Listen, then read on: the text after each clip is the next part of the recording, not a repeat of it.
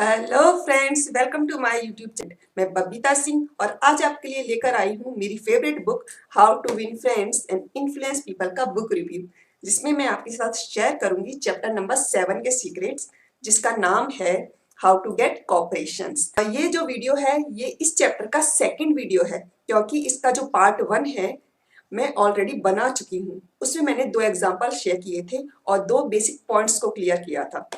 इसके जो basic point थे, पहला पॉइंट था कि आप किसी को भी कुछ भी बेचने की कोशिश ना करें, चाहे वो प्रोडक्ट हो, सर्विस हो या आइडिया, बल्कि ये डिसीजन उन सामने वाले को खुद लेने दें कि उनको खरीदना है या नहीं खरीदना है। आपका काम है ऐसी सिचुएशन, ऐसे सर्कमस्टेंसेस, ऐसे सजेशन देना कि सामने वाले का खुद से मन करे कि वो आपके प्रोडक्ट खुद से खरीदे।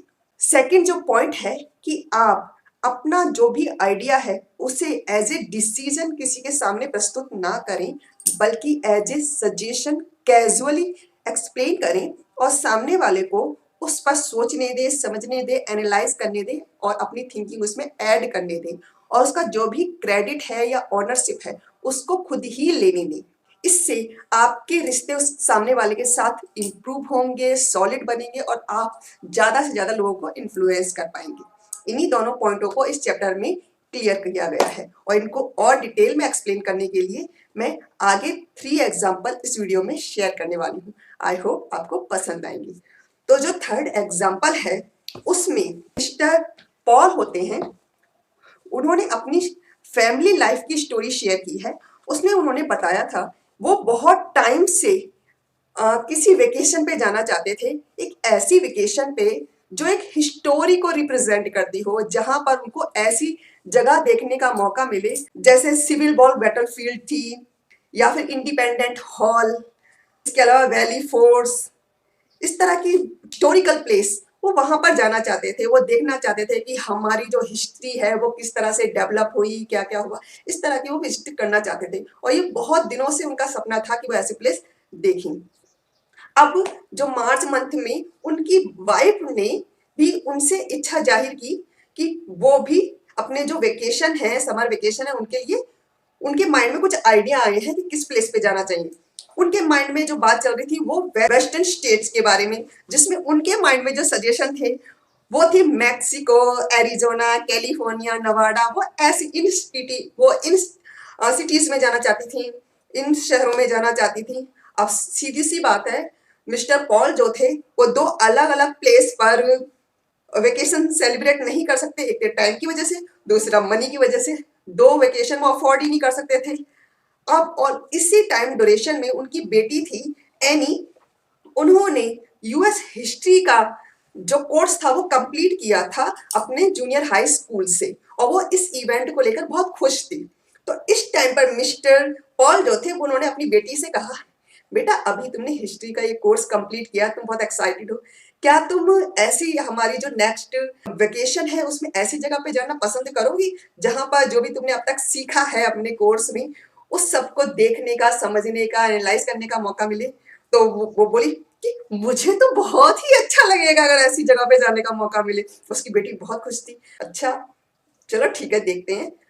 फिर करीब 2 हफ्ते बाद जब वो सब खाना खा रहे थे टेबल पर, तो उनकी बेटी ने, ना ही पापा ने कुछ कहा ना ही मम्मी ने कुछ कहा, उनकी बेटी ने अनाउंस कर दिया, मम्मी मम्मी पापा, मैं चाहती हूँ कि इस बार हम वेकेशन पर ईस्टर्न स्टेट जाएं, जो मेरे लिए एक लर्निंग के हिसाब से बहुत अच्छा एक्सपीरियंस होगा, बहुत मजेदार होगा, बहुत ग्रेट रहेगा और आप सबके लिए बहुत रोमांचक रहेगा।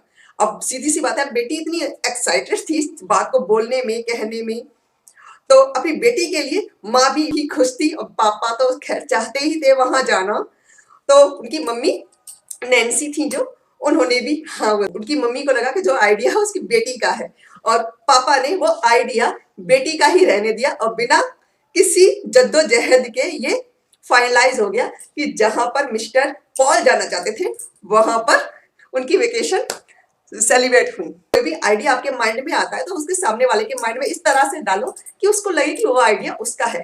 तो मिस्टर पॉल ने वो आइडिया, छोटा सा आइडिया, कैजुअल रूप से अपनी बेटी के माइंड में डाला और बेटी को लगा ये आइडिया बेटी का है और उन्होंने इस ट्रिक से अपने लिए रास्ता खोल दिया। ठीक है, तो ये था पहला एग्जाम्पल।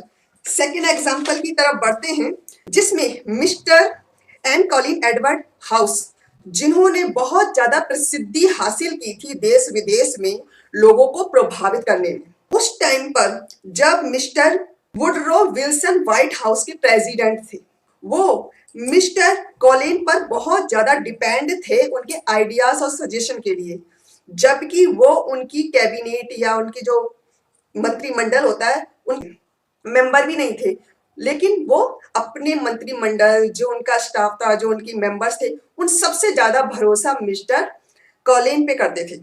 अब ऐसा क्या था मिस्टर कॉलिन के पास कि उन्होंने व्हाइट हाउस के प्रेसिडेंट तक को अपने कंट्रोल में कर रखा था? इस बारे में एक्चुअली उन्होंने खुद बताया है। ये बात mister Arthur D Howard Smith थे, उन्होंने अपने आर्टिकल में एक्सप्लेन की है।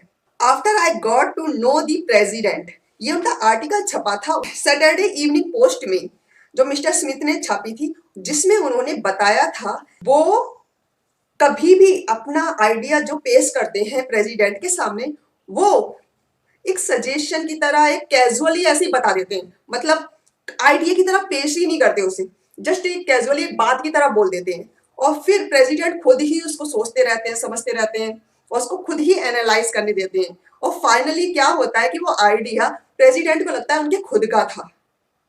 कुछ दिनों बाद जब मिस्टर जो कॉलिन थे फर्स्ट टाइम ये ट्रिक अपनाई थी कि कैजुअली वो मिस्टर प्रेसिडेंट से मिलने गए थे किसी पॉलिसी के बारे में, वो चाहते थे उस पॉलिसी को अप्रूव करवाना, और प्रेसिडेंट को के सामने ऐसे कैजुअली बताया कि सर ये पॉलिसीज में ऐसा हो सकता है, तो प्रेसिडेंट ने उस समय उसको डिसअप्रूव कर दिया। लेकिन कुछ दिनों बाद, कई दिनों बाद मिस्टर प्रेसिडेंट से मिस्टर कॉलिन दोबारा एक डिनर टेबल पर मिले, तो प्रेसिडेंट ने मिस्टर कॉलिन को उन्हीं के आइडिया उनको बताए कि अगर हम ऐसा ऐसा करें तो हम इस पॉलिसी को इस तरह से लागू कर सकते हैं। तो मिस्टर जो कॉलिन थे ये सुनकर आश्चर्यचकित रह गए। ये आइडिया तो उनके खुद का था, लेकिन मिस्टर कॉलिन इतने समझदार थे, इतने इंटेलिजेंट थे कि उन्होंने प्रेसिडेंट को ये कहकर बिल्कुल भी इंटरप्ट नहीं किया कि नहीं, ये सजेशन तो मैंने ही आपको दिए थे, ये आइडिया तो मैंने ही आपको बताया था, बल्कि उस आइडिया की, उस सजेशन की ऑनरशिप मिस्टर प्रेसिडेंट को ही लेनी दी।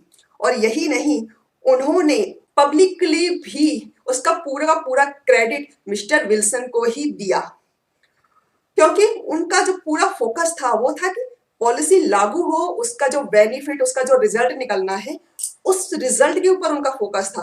क्रेडिट पर या ऑनरशिप पर उनका कोई वो फोकस था ही नहीं। और इसी बात ने मिस्टर कॉलिन को और मिस्टर जो विल्सन थे, जो प्रेसिडेंट थे, उनको इतना ज्यादा बाउंड में सेट कर दिया था कि वो उन पर बहुत ज्यादा निर्भर थे। जिस तरह से मिस्टर विल्सन एक नॉर्मल इंसान है, बाकी सब जिसके भी कांटेक्ट में आप आते हैं वो भी एक ह्यूमन बीइंग ही है, वो भी चाहते हैं कि कोई भी आइडिया हो वो उनके खुद का हो, वो उस पर बात करें, क्योंकि ये फीलिंग होना कि हाँ ये चीज तो मेरे कहने पे हो रही है, मैंने सोचा है, मेरे डिसीजन को चुना जा रहा है, ये फीलिंग, ये महसूस करना हर इंसान की इच्छा होती है, ये हर इंसान की चाहत होती है, तो उसको वो फीलिंग इंजॉय करने दो, ठीक है। इससे आप लोगों को ज्यादा से ज्यादा इन्फ्लुएंस कर पाएंगे, ज्यादा से ज्यादा लोगों को अपने फेवर में कर पाएंगे। अब बात करते हैं लास्ट एग्जाम्पल की। जो लास्ट एग्जाम्पल है उसमें मिस्टर जो डेल कार्नेगी थे, बहुत दिनों से चाह रहे थे कि वो फिशिंग करें, कॉनिंग करें। कॉनिंग क्या होता है कि एक छोटी सी नाव होती है, बोट टाइप की नाव होती है जिसपे लोग जाते हैं। इन ऐसी एक्टिविटी करने की उनकी इच्छा हो रही थी, और इसके लिए फिर उन्होंने जो भी कैंप होते हैं, जो गाइड होते हैं, उनको कांटेक्ट किया, और जो उनकी मेलिंग लिस्ट होती है उसमें अपना मोबाइल नंबर और एड्रेस डाल दिया। अब क्या था कि अब उन पे भरमार होने लगी, ब्राउशर, कॉल्स, लेटर उनके पास डेली बेस पर आने लगे। अब बेचारे डेल परेशान की कहाँ जाऊं, किससे, कौन से कैंप में रुकूं, किससे बात करूं, कौन से गाइड से बात करूं, उनका मूड खराब। लेकिन इन सभी टेम्पलेट में से एक कैंप के जो ऑनर थे वो उन्होंने बहुत ही समझदारी से काम किया था। उन्होंने क्या किया, उन्होंने मिस्टर डेल कार्नेगी को कई सारे लोगों के कॉन्टैक्ट नाम और कॉन्टैक्ट नंबर की लिस्ट भेजी और कहा कि सर मैं चाहता हूं कि आप इन सारे कॉन्टैक्ट उनमें से जो करना उस पर कॉल करें और इनसे आप खुद पता करें कि हमसे इन्हें क्या मिला था, क्योंकि ये सभी उन लोगों की लिस्ट है जिन्होंने हमारा कैंप एंजॉय किया है। बस उसने इतना ही किया। अब मिस्टर जो डेल कार्नेगी थे वो ये देखकर सरप्राइज हुए कि उनमें से एक जो नाम था वो उसको वो पर्सनली जानते थे।